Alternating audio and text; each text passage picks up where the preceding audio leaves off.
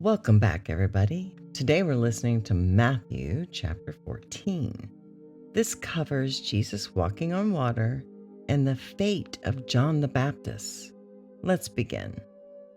At that time Herod the Tetrarch heard the report concerning Jesus and said to his servants, "This is John the Baptizer. He is risen from the dead. That is why these powers work in him." For Herod had arrested John, bound him, and put him in prison for the sake of Herodias, his brother Philip's wife. For John said to him, "It is not lawful for you to have her." When he would have put him to death, he feared the multitude, because they counted him a prophet.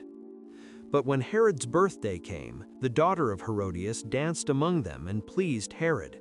Therefore he promised with an oath to give her whatever she should ask. She, being prompted by her mother, said, "Give me here on a platter the head of John the Baptizer." The king was grieved, but for the sake of his oaths and of those who sat at the table with him, he commanded it to be given, and he sent and beheaded John in the prison. His head was brought on a platter and given to the young lady, and she brought it to her mother. His disciples came, took the body, and buried it. Then they went and told Jesus. Now when Jesus heard this, he withdrew from there in a boat to a deserted place apart. When the multitudes heard it, they followed him on foot from the cities.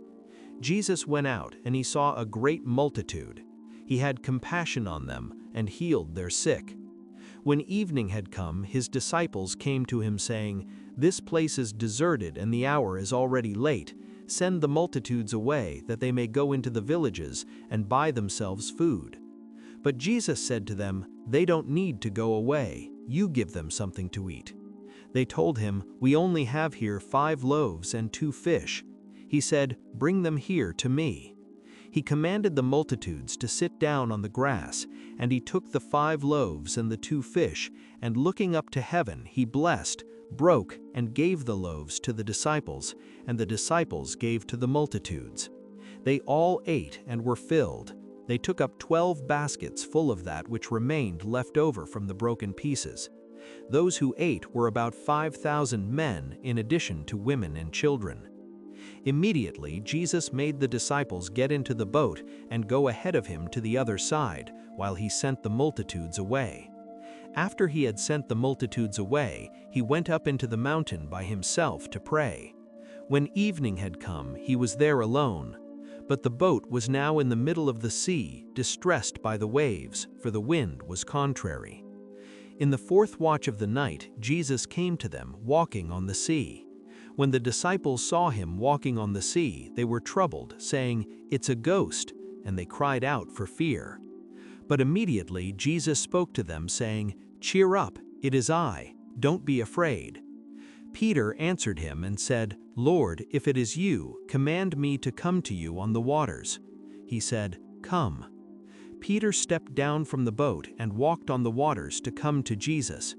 But when he saw that the wind was strong, he was afraid, and beginning to sink, he cried out, saying, "Lord, save me."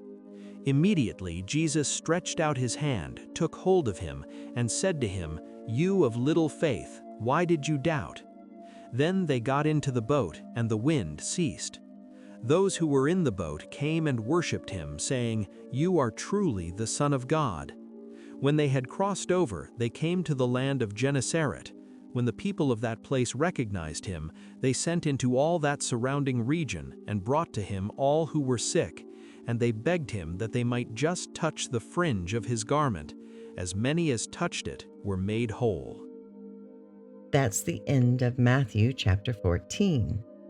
I know there's a lot going on here, from the grief of John's death to the feeding of thousands.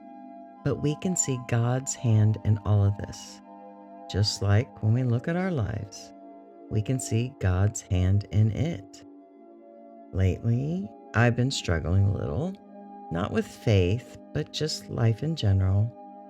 I've definitely felt God's presence in the middle of all of it. Anyway, I hope you'll join me next Wednesday when we'll be looking at Matthew chapter 15 and what it actually means to be clean. As always, take care. God bless. Bye.